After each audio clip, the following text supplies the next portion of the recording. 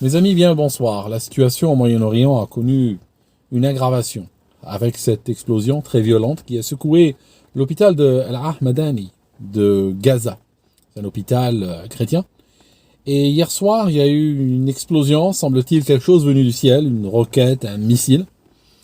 Et puis, ça a causé beaucoup de morts. J'ai attendu 24 heures avant d'en parler. Manière de dire, j'ai attendu un petit peu que les émotions des uns et des autres ne retombent. Les esprits sont extrêmement échauffés sur cette thématique. C'est ce que nos seigneurs veulent en réalité. Remarquez que moi je vous parle du point de vue de quelqu'un qui vit en Europe. Nos seigneurs cherchent depuis assez longtemps à causer une guerre. Une guerre la plus meurtrière possible, si vous avez remarqué. L'Ukraine, la Russie, ça n'a pas marché. Toutes les provocations, distribution d'armes, distribution d'argent, envoyer des mercenaires, faire sauter des infrastructures civiles, militaires, ça n'a pas marché. Alors j'ai l'impression que maintenant ils ont une nouvelle carte au Moyen-Orient. Et vous les voyez, les mêmes se ruer là-bas pour essayer de mettre plus d'huile sur le feu. Gardez cela en tête pour ce qui va venir. Alors, hier soir, quand il y a eu cette explosion, on a vu les grands comptes israéliens et les grands comptes palestiniens qui parlaient d'une voix assez unie. Il y avait un consensus entre les deux. Les deux comptes disaient que c'était les Israéliens qui l'avaient fait. Alors les Palestiniens disaient, voilà, Israël a frappé un hôpital et tué des civils. Et les Israéliens disaient, oui, c'est Tsahal qui l'a fait. Nous l'avons fait parce que il y a le Hamas qui se cache parmi les civils. Alors j'aimerais vous dire quelque chose. Une époque, juste on va ouvrir une première parenthèse dans cette longue vidéo. Première parenthèse va vous dire la chose suivante. Pendant très longtemps, j'ai dénoncé un double discours de certains qui disaient « Moi, je suis pas antisémite, je n'ai rien contre les juifs, mais je suis anti-sioniste. Je veux que du bien aux juifs, mais les sionistes, je les déteste. » J'ai toujours dénoncé ce double langage. Pour moi, c'était tout simplement une manière de noyer le poisson, de cacher son antisémitisme sous un vocable qui veut pas dire grand-chose dans ce contexte. De la même manière, aujourd'hui, on associe tous les Palestiniens au Hamas. Donc on dit, j'ai rien contre les Palestiniens, nous on veut pas toucher les Palestiniens, mais sauf que le Hamas, il faut qu'on règle son compte au Hamas. Et ce glissement sémantique a été même adopté par l'Union européenne, a été adopté par la France, par Darmanin. Darmanin, il a par exemple interdit toutes les manifestations pro-palestiniennes. Il a dit, voilà, pour moi, c'est des manifestations de soutien au Hamas. Vous voyez, on utilise les mêmes mécanismes. On va les retrouver souvent dans les deux bords. Le Conseil d'État en France vient de demander à Darmanin de revenir sur cette décision qui ne serait pas constitutionnelle. Continuons. Je disais qu'hier soir, il y avait un consensus entre les comptes palestiniens et israéliens sur le fait que c'est Israël qui a frappé cet hôpital. Par la suite, ce consensus a été rompu. Rompu par qui? Rompu par la partie israélienne qui a commencé à dire, une fois que le scandale a commencé à enfler sur les réseaux sociaux et dans la planète entière, au fur et à mesure que les dépêches tombaient, que les pays au-delà de l'horizon se réveillaient et puis apprenaient cette histoire, eh bien, les Israéliens ont eu comme l'ordre de s'en distancer, de dire, c'est pas nous. Alors au départ, ils l'ont fait avec beaucoup de maladresse. Il y avait une sorte de branle-bas de combat, de la panique. Et puis ils ont fait feu de tout bois. Par exemple, il y a un compte, le compte Israël, qui est suivi par tous ceux qui observent un peu ce qui se passe là-bas, qui est un compte officiel sur Twitter. Eh bien, il a publié une vidéo, par exemple. Une vidéo prise d'Al Jazeera, montrant une sorte de roquette qui avait été interceptée ou qui a explosé. Et en fait, assez rapidement, les gens ont dit « Ouais, mais ça correspond pas. L'explosion à l'hôpital, c'est 18h59, et là, vous nous montrez quelque chose qui est arrivé presque une heure après, ça n'a rien à voir. » Ils ont dû éditer leur tweet et retirer la vidéo. Donc aujourd'hui, ça va être très difficile parce que c'est pas comme avant, c'est pas comme en 2001 où on n'avait pas les réseaux sociaux. Aujourd'hui, quand on dit quelque chose, on a immédiatement des millions de personnes qui sont dessus, et la moindre faille, la moindre erreur, la moindre incohérence sera relevée par beaucoup de monde. Donc là, il va falloir être clean et dire les choses telles qu'elles sont. Parce que ce matin, en me réveillant, j'ai vu que les deux côtés, palestiniens et israéliens, s'accusaient mutuellement. Les Palestiniens disaient c'est les Israéliens qui ont frappé l'hôpital, et les Palestiniens et les Israéliens disaient c'est les Palestiniens. Enfin, chacun accusait l'autre.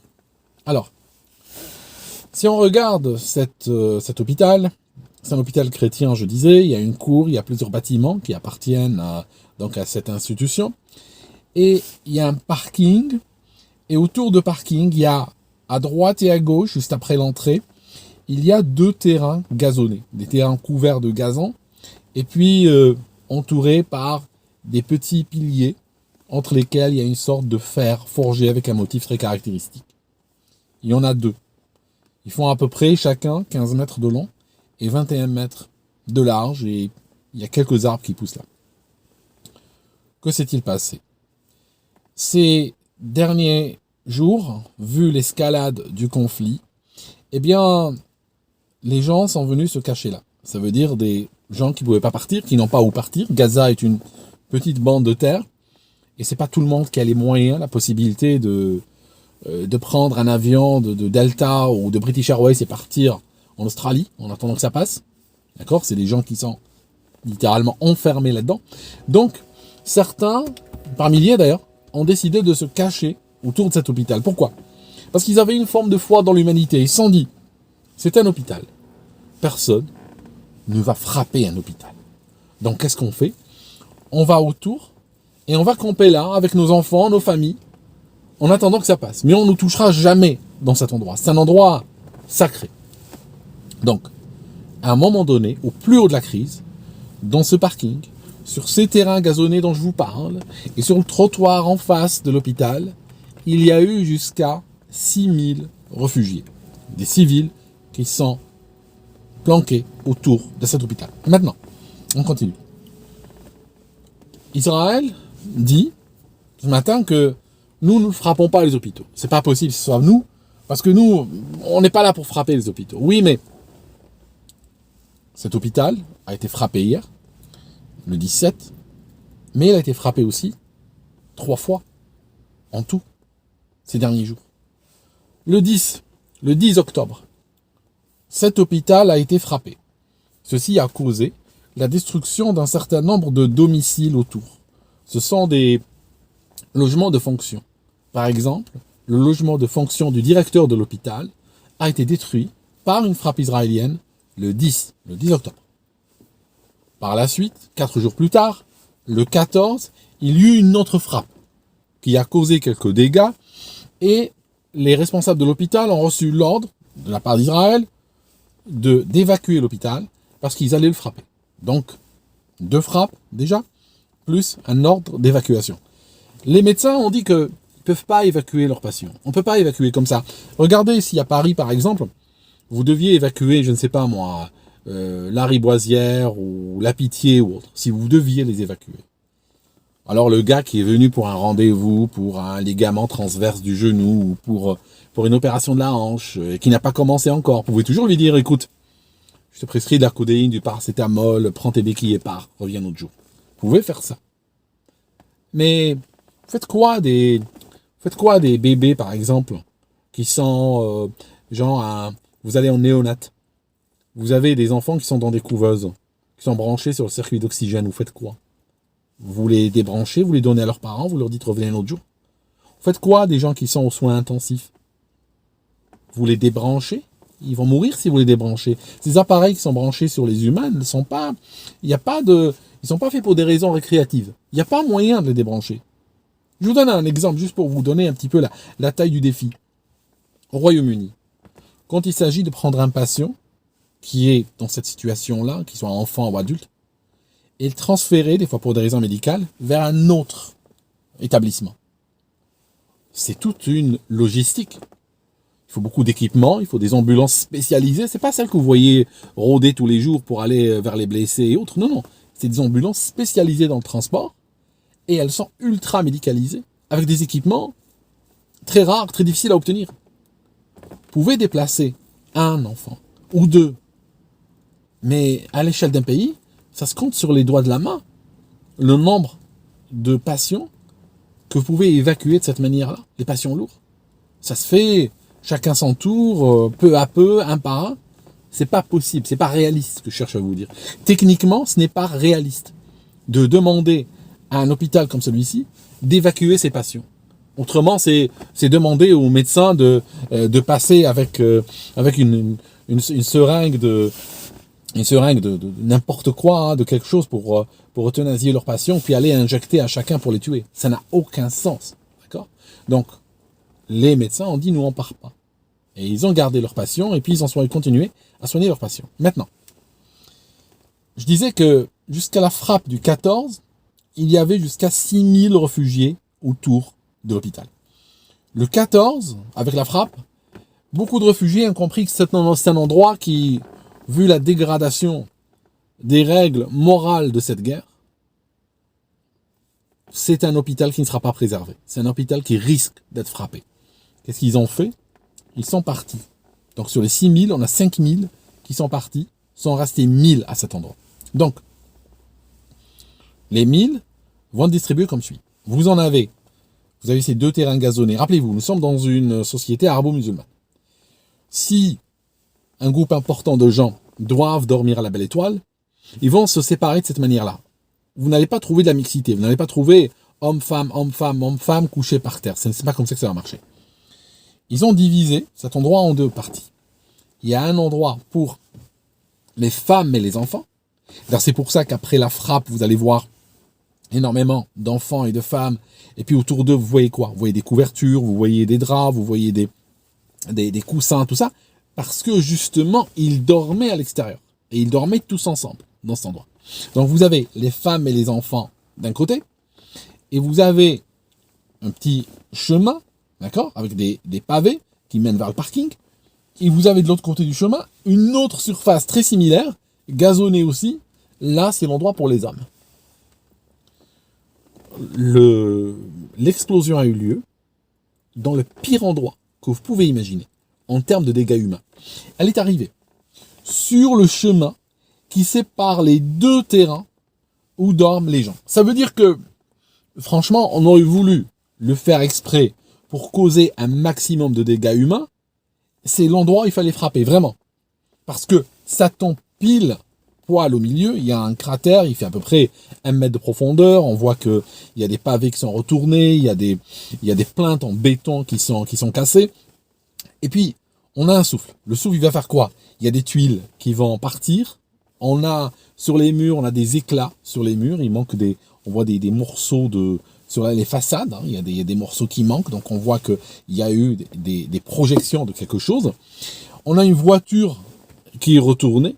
D'ailleurs, je continue à considérer sous l'aspect, d'accord, est-ce que il n'y aurait pas eu une voiture bourrée d'explosifs ? Hein, c'est juste vous me connaissez, je suis un homme d'hypothèse.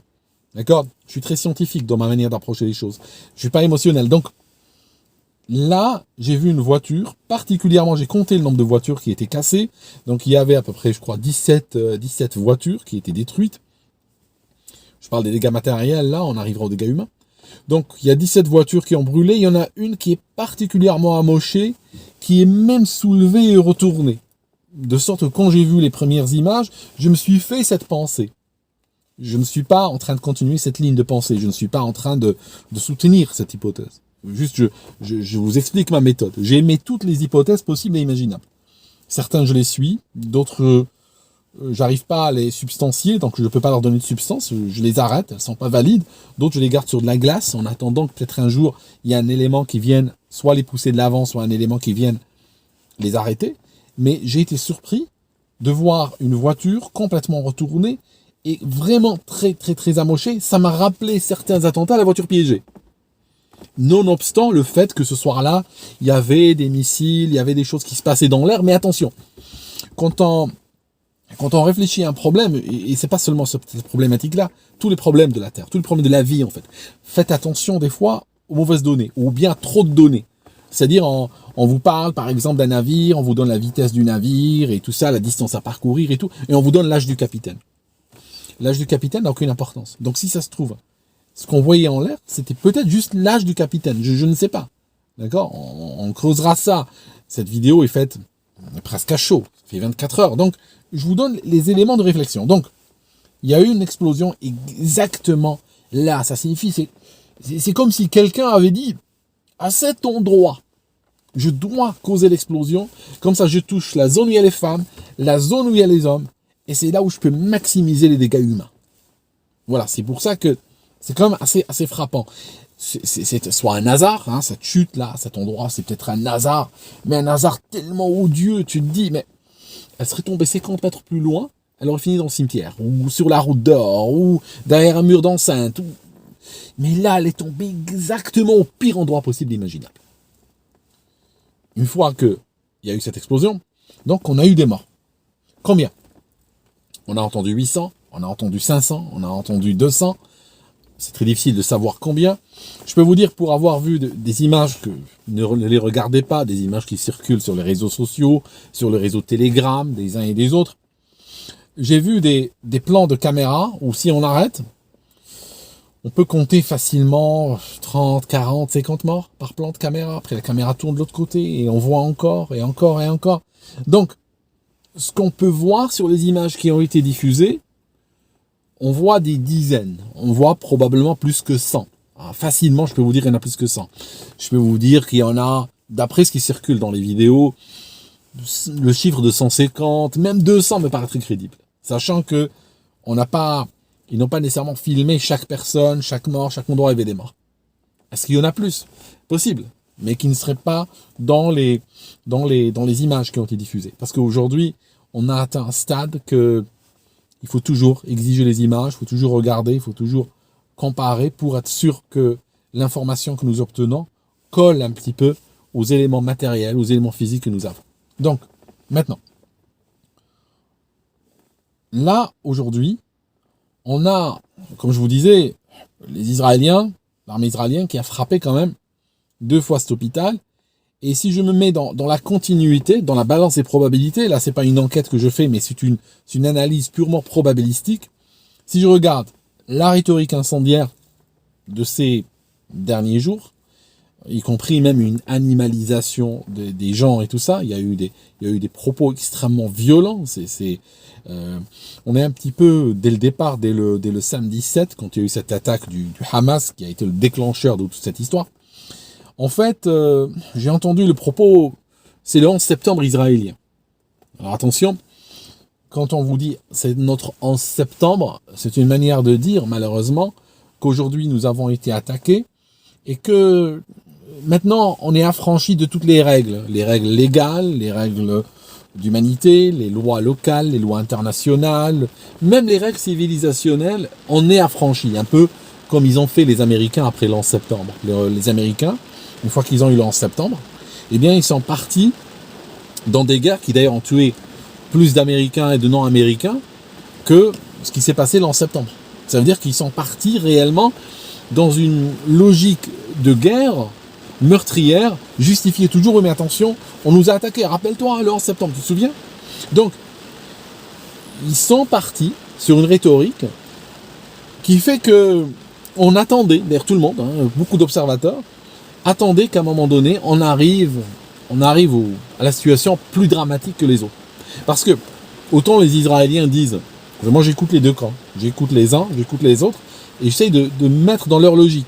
C'est ça, faire une analyse. Et d'ailleurs, beaucoup me le reprochent, parce que nous vivons aujourd'hui au niveau du sentiment, au niveau du feeling. Par exemple, je vous donne juste un exemple pour vous donner une idée de l'ambiance. Hier, j'ai fait un sondage sur Twitter, j'ai dit, à votre avis, qui a frappé cet hôpital? J'ai mis Israël et j'ai mis le djihad islamique. J'ai eu beaucoup de votes et à peu près 60% des gens ont voté, c'est Israël qui a frappé. 40% ont voté, c'est le djihad islamique. Juste pour vous donner un petit peu l'avis du public. J'ai quelqu'un qui a répondu, je vois que tu es suivi par 60% d'antisémites, je te bloque. J'aimerais vous dire un truc, que vous soyez palestinien, israélien, arabe, occidental, la réalité n'a que faire de vos sentiments. D'accord? La réalité, là maintenant il pleut par exemple, que ça te plaise, il pleut, que ça te plaise pas, il pleut. Ça change pas, c'est un fait.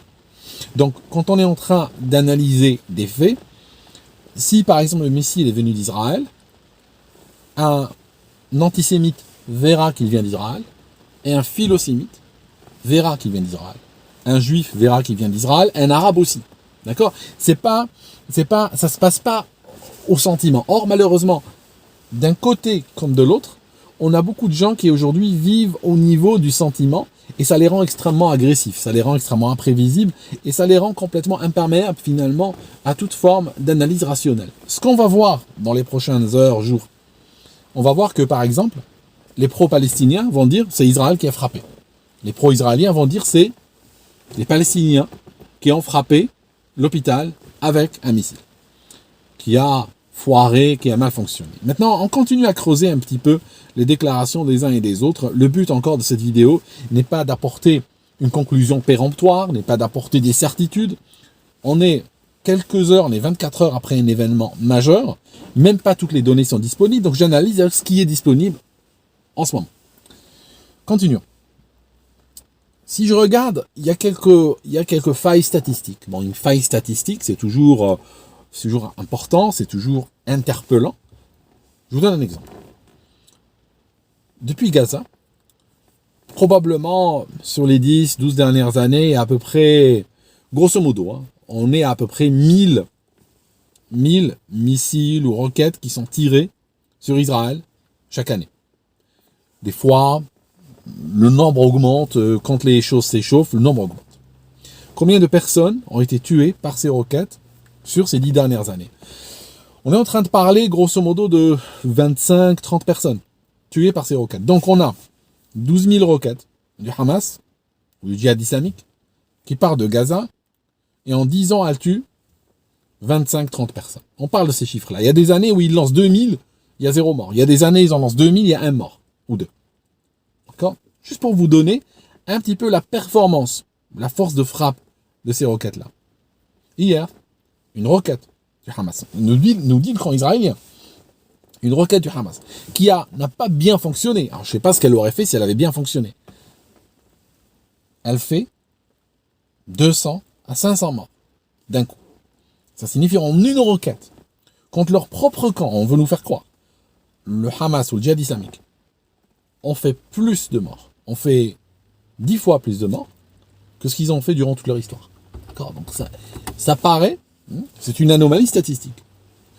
Les anomalies statistiques, en elles-mêmes, prises isolément, ne donnent pas une information toute seule. Il faut les analyser, il faut comprendre. Continuons. On nous a sorti une conversation, d'accord? On nous a sorti une conversation, après une sorte de branle-bas de combat où on a fait feu de tout bois. Par exemple, je vous ai dit que le compte Israël officiel sur Twitter a utilisé une vidéo qui a été débunkée par la suite, ils ont dû la retirer. Donc on a l'impression quand même qu'ils voulaient repousser cette accusation en utilisant n'importe quoi qui leur tombait sous la main, y compris des éléments qui ne sont pas factuels. D'accord? Donc voilà. À un moment donné, qu'est-ce qu'on a? On a une conversation qui sort. Donc là, on nous dit, regardez, et ça a été présenté par le porte-parole de l'armée israélienne. Bon, une conversation entre deux gars du Hamas, ou du djihad islamique. Donc, des gars qui parlent en arabe. Et puis, on nous dit, voilà, ils étaient au téléphone, on a intercepté ça, juste après, au moment de l'attaque. On a intercepté cela, et on vous traduit, et on vous explique un petit peu de quoi il retourne. Alors, le problème, c'est que j'ai écouté cette conversation. Il y a quand même problème avec, il y a quand même malaise. C'est-à-dire, elle sonne comme ceci. Il y en a un qui dit premier. Et ils disent que la roquette est venue de chez nous. Comment ça? L'autre répond. Comment ça? Et ils disent que il y a des morceaux de roquette qui sont tombés et ça serait la roquette de chez nous. L'autre il dit ah bon? Alors, en fait, la conversation, j'ai l'impression que le ton ne correspond pas au contenu. C'est-à-dire que vous connaissez tous les moyens orientaux, qu'ils soient, peu importe, qu'ils soient libanais, qu'ils soient arabes, juifs, musulmans, de Gaza ou pas de Gaza. Vous connaissez, vous savez comment ils parlent. Et en plus, quand ça s'échauffe, quand il s'agit d'un grand truc. Hein, en général, ça gueule, ça s'invective, ça se coupe, etc. Là, il y en a un qui parle sur un ton très matter of fact, un ton très monocorde, qui annonce calmement les choses. Après, il s'arrête de parler, et l'autre lui répond par une phrase. Comment ça? Après, il commence à reparler d'une voix monotone. Après, l'autre lui reparle. Donc, à ce stade de la situation, Moi, je considère sur deux plans que je vais vous décrire, et je pense que vous devez être d'accord avec moi, même si vous êtes pro-israélien, pro-palestinien, ça va peut-être vous toucher, ces arguments, c'est que, déjà, la conversation, telle qu'elle est faite, ne semble pas cohérente avec les événements. Donc pour moi, cet appel semble être un fake. Je dis pas, il est certainement un fake. Attention, j'ai pas de certitude. Moi, je viens pas asséner des certitudes. Je viens asséner, ou partager plutôt, pas asséner, j'en sais rien du tout. Je viens partager des constats, je viens de partager des analyses, je viens partager des éléments de données que je recoupe. Cet appel me semble fake. D'accord? Maintenant, peut-être dans les jours qui viennent, il sera authentifié. Peut-être dans les jours qui viennent, d'autres éléments viendront le corroborer. Pourquoi pas? D'accord? Mais, encore une fois, je suis en train d'émettre 24 heures après les événements. Donc, ne m'en voulez pas si 6 mois plus tard, vous trouvez cette vidéo et vous avez une autre vision des choses, vu les éléments qui auraient été livrés d'ici là. Maintenant, il y a une deuxième raison qui me fait penser que cet appel est un fake. Pourquoi? Le 7 octobre, il y a eu une méga attaque du Hamas avec une incursion à l'intérieur et tout ça, qu'on a vu. D'accord? Elle a été couverte très largement. La partie israélienne, les forces de défense israéliennes disent, on n'a rien vu venir. On n'a pas entendu, on n'a rien vu, on n'a rien su. D'accord. Maintenant, si le 7, ils n'avaient pas des moyens d'écoute, leur permettant, en temps réel quasiment, dans l'heure de savoir ce que les gens du Hamas disent, donc ça, le 7 octobre, ils n'avaient pas ces moyens-là. Ils n'existaient pas. Et soudainement, hier, ces moyens étaient là, extrêmement efficaces, extrêmement disponibles et clairs et tout. Vous voyez? Ça me semble un peu incohérent. Donc là, j'ai une incohérence. Alors une incohérence, c'est comme je vous disais tout à l'heure. Je suis en train de vous montrer un petit peu les techniques de réflexion. Il y a des techniques que j'utilise dans ce dossier et d'autres d'ailleurs. Il y a des techniques mathématiques, des techniques statistiques, des techniques de collision. Il y a plein d'éléments que j'utilise qui vont sous-tendre une réflexion et puis permettre aux données de coller ensemble ou pas coller ensemble. Et par la suite, on affine au fur et à mesure qu'on avance. D'accord? Donc, là, on a un problème. Est-ce que ces équipements de surveillance et d'écoute ont été installés depuis le 7? Ça signifie le 8 ou le lundi 9, ils ont acheté ces équipements, ils les ont déployés, aujourd'hui, ils sont efficaces et tout. Ça me semble un petit peu short comme délai pour les installer. Ou bien, maintenant, on peut dire, alors si hier, vous aviez la capacité, en quelques heures, de sortir une conversation entre deux gars du Hamas, conversation enregistrée, très clairement, traduite, tout ça. C'est bien. Vous êtes très bon. Alors expliquez-moi comment le 7, vous avez été surpris par une attaque. Et vous n'avez pas pu intercepter des conversations la veille, le jour d'avant, une attaque énorme de grande ampleur qui a probablement impliqué des milliers de personnes, des milliers d'intervenants qui ont dû communiquer de manière intensive. Et puis, vous n'avez rien vu venir. Donc vous voyez, il y a quand même, c'est pour ça que je mets un bémol sur cette conversation, j'ai l'impression que on se fout un peu de la gueule du monde, comme on dit. Donc, voilà la situation où elle en est aujourd'hui. Donc, on a les deux camps qu'on ne peut pas considérer comme des camps neutres, parce que autant les Palestiniens ont intérêt, si c'est eux qui ont merdé, entre guillemets, si c'est eux qui ont leur roquette leur est revenue sur la figure, bon, voilà, on peut les comprendre, ils vont dire, ah, c'est l'autre côté. Et si les Israéliens, c'est eux qui ont frappé, après ils ont vu un petit peu la situation, ils se disent, oula, là ça va nous faire une sale pub, donc il va falloir rétropédaler, accuser les autres. Les deux camps ont leur raison de s'accuser mutuellement. Je pense que ce genre d'histoire ne peut être réglée que par une enquête internationale. Une enquête internationale, parce que c'est quand même un crime très grave de frapper un hôpital, c'est un crime contre l'humanité, et chaque fois qu'il y a eu, il y a eu par exemple des massacres en Serbie, il y a eu des massacres en Afrique et tout ça, ça finit en général par des commissions au sein de l'ONU avec des pays différents, qu'on peut pas accuser de collusion, parce que des pays qui ont des sensibilités différentes, qui envoient des observateurs, des enquêteurs, et qui vont rendre un rapport sur la situation. C'est la seule manière de régler cette problématique-là. Par rapport aussi, je regarde un peu, je continue à observer, je vois que par exemple, Israël disent, nous ne frappons pas les civils. J'ai compris, je comprends, et je peux saluer la noblesse du sentiment. Mais néanmoins, Quand on regarde les images, les Palestiniens, et ça date pas de hier, ça date pas de cet hôpital, les Palestiniens n'arrêtent pas de montrer, hein, on a beaucoup d'images, c'est pas une ou deux ou trois. Des images d'enfants qui ont été déchiquetés, des images de civils morts, des civils qui fuyaient, tout ça. Et je vais dire, à un moment donné, il va bien falloir se rendre à l'évidence. Il y a cette bande de Gaza, qui est une bande extrêmement surpeuplée. Et si on lance, hein, si on lance un missile ou n'importe quel type d'équipement sur cet endroit-là, ben, c'est qu'on s'attend, hein, on s'attend à ce qu'on va toucher des civils. Alors selon la journée, selon le truc, c'est que ça peut faire 3 morts, comme ça peut en faire 300. C'est ça un petit peu l'idée. Mais je pense qu'il va falloir quand même aller aujourd'hui pour faire avancer ce débat. Et ce n'est pas, il n'y a pas de, comment dirais-je, je suis pas là pour mettre de l'huile sur le feu, comme on dit, ou augmenter les tensions, ok. Mais quand même, il faut réaliser qu'Israël frappe les civils palestiniens. Et il frappe régulièrement, et les frappe très fort. Donc il va falloir aussi faire face à cette réalité. Et à terme, bien sûr, ceci ne va qu'encourager la radicalisation à tous les niveaux.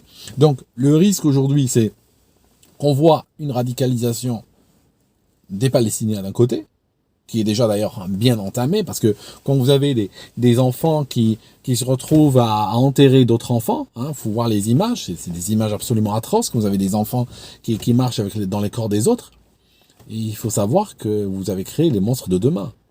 D'accord ? C'est clair, vous avez créé la guerre pour les prochaines générations. Ça signifie le petit Israélien qui a 5 ans aujourd'hui et le petit Palestinien qui a 5 ans aujourd'hui, ils vont grandir et ils vont s'entretuer pendant que tous ceux qui ont lancé ça auront pris leur retraite. Je veux dire, à un moment donné, il faut que ça s'arrête. Il faut une solution pérenne. Il faut une solution qui permette à l'avenir d'arrêter cela. Sinon, on va aller de boucherie en boucherie. Sinon, ça va jamais s'arrêter. Même dans 100 ans, ça s'arrêtera pas, cette histoire. On va toujours avoir ça. Donc, il va falloir aller vers quelque chose de pérenne. Et moi, personnellement, je prie vraiment pour la paix. Je prie pour que ces peuples-là trouvent une solution, trouvent un accord, trouvent une bonne ou une mauvaise solution entre eux, qu'ils se débrouillent, qu'ils trouvent une solution et qu'ils aillent vers un lendemain où ils peuvent dire il y a eu des horreurs, il y a eu des crimes, il y a eu des guerres, mais ça, c'est derrière nous et aujourd'hui, on a, les uns et les autres, on a une solution. Peut-être que ce n'est pas notre idéal de solution, mais c'est une solution qui nous permettra de nous projeter dans un avenir et dire que nos enfants qui grandiront aujourd'hui ne vont pas s'entretuer demain. Sinon, sinon on ira de manière éternelle vers cette guerre. Elle sera éternellement un éternel recommencement avec de temps en temps un peu de calme, un peu d'accalmie et puis hop, c'est reparti. Dès qu'on a une nouvelle génération qui grandit et qui se rappelle des horreurs qu'elle a vues quand elle était petite, on repart encore pour un tour. Je disais radicalisation des Palestiniens, mais sur un plan purement égoïste, je vis en Europe. Je constate aussi que il y a un risque d'embrasement aussi en Europe. Il y a un risque de radicalisation, ça signifie les gens qui étaient radicalisés, peut-être pas nécessairement à un niveau où ils étaient prêts à passer à une action quelconque, à une action violente, risquent aujourd'hui, avec ces images, d'aller de l'avant. D'autant plus que l'Europe, encore une fois, est devenue... Elle a toujours été l'Europe. L'Europe, je suis désolé, si je regarde le siècle passé, 2 guerres mondiales qui ont été initiées où, les guerres mondiales? Elles n'ont pas été initiées au Venezuela, hein, je vous le dis tout de suite. Hein. C'est vrai qu'elles ont après débordé jusqu'au Japon et plus, mais elles ont commencé où? Elles ont commencé en Europe. La première guerre mondiale a commencé à Sarajevo, et avec un jeu d'alliance très similaire à ce qu'on a aujourd'hui. Hein. D'ailleurs, l'OTAN est une alliance, hein, pour vous dire. Hein. Ça signifie on n'a rien trouvé de mieux que créer un machin qui, il y a un siècle, a causé une guerre absolument atroce à travers le monde. Et la Deuxième Guerre mondiale a commencé en Allemagne. Donc ça commence en Europe. Donc l'Europe est une zone, de par les chiffres, de par l'histoire, est une zone extrêmement instable et capable de créer des instabilités qui débordent sur le reste de l'humanité. Donc, l'Europe, aujourd'hui, tremble, elle a le goût du sang dans la bouche. L'Europe veut la mort, veut la guerre. Elle se dit, mais c'est pas possible. On a une première guerre mondiale, deuxième guerre mondiale, on a tué tellement de monde, on s'est fait beaucoup d'argent, on a réussi à resetter l'économie, on a réussi à créer des familles de milliardaires et tout ça. Et là, il n'y a rien. Là, il n'y a rien. D'accord? Parce qu'il ne faut pas croire qu'ils vont se contenter du Bataclan. Hein. Donc là, dès qu'ils voient une potentialité de guerre, ils y vont. Ils y vont pourquoi? Ils n'y vont pas pour militer pour la paix ou dire une parole sensée ou autre. Non. Ils y vont, vous faites la guerre? Oh, nous on veut, oui, nous on est là, on vous soutient, on distribue des armes, on donne de l'argent, allez-y, rentrez leur dedans et tout. Et en fait, ils sont devenus un facteur de déstabilisation. Le problème, c'est quand par exemple von der Leyen est partie en Israël, et elle est partie signer un chèque en blanc, littéralement, et que les États occidentaux ont donné l'impression d'avoir signé un chèque en blanc à Israël en disant faites ce que vous voulez, allez-y jusqu'au bout, on est derrière.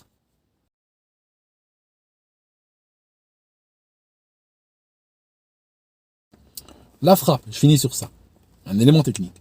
Si vous regardez la frappe sur l'hôpital, on entend un bruit, on a l'impression que c'est quelque chose de supersonique, et puis on a une explosion. D'accord? Maintenant, si on regarde les missiles du Hamas, certains ont dit non, les missiles de ce type, qui ont ce bruit, qui ont cette signature audio, ne peuvent venir que d'Israël. Possible, mais je suis pas très... Pour vous prouver que je suis pas en train de faire feu de tout bois, pour vous dire que je ne suis pas en train juste de prendre un biais et vouloir démontrer par A plus B que ça vient d'Israël, même si le sens de la vidéo, c'est que je pense à ce stade, que dans la balance des probabilités, la frappe est venue d'Israël. Mais juste cet argument du bruit du missile ne permet pas de trancher, dans le sens où je vais vous montrer une vidéo, et les missiles du Hamas sont capables aussi d'émettre ce genre de bruit. Hein. Ils ont beaucoup de missiles, et certains sont très puissants quand vous entendez le bruit qu'ils font.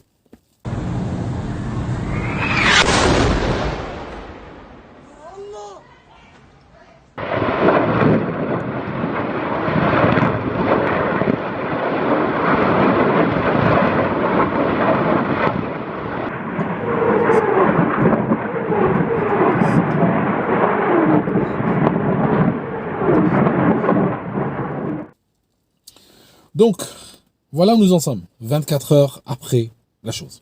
Mais remarquez que, finalement, les uns et les autres s'accusent et tout, mais au final, qui meurt? C'est les civils, hein. C'est les civils.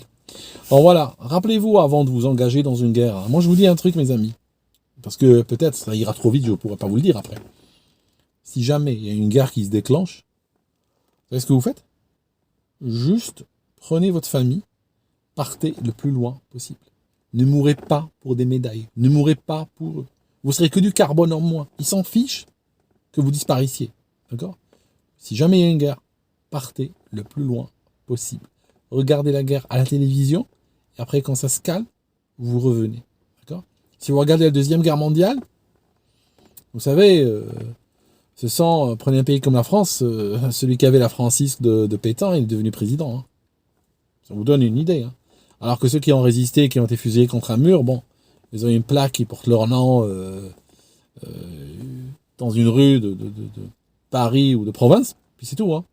D'accord? Il faut pas... Ne devenez pas le gibier de ces gens-là, hein, ne devenez pas leur chair à canon, ils en ont besoin. Hein. Et ils en ont besoin. Chaque siècle, il faut qu'ils y aillent. Quoi. C'est bien pour leur économie, c'est bien pour leur business, c'est bien pour le carbone aussi. D'accord? Faites très attention à vous, restez calme, restez tranquille, restez cynique, restez éveillé, croyez personne. Ne croyez pas moi non plus. D'accord? Croyez strictement personne. Les temps sont durs. Ok? Merci mes amis, et puis essayons d'espérer un peu de paix quand même. À très bientôt.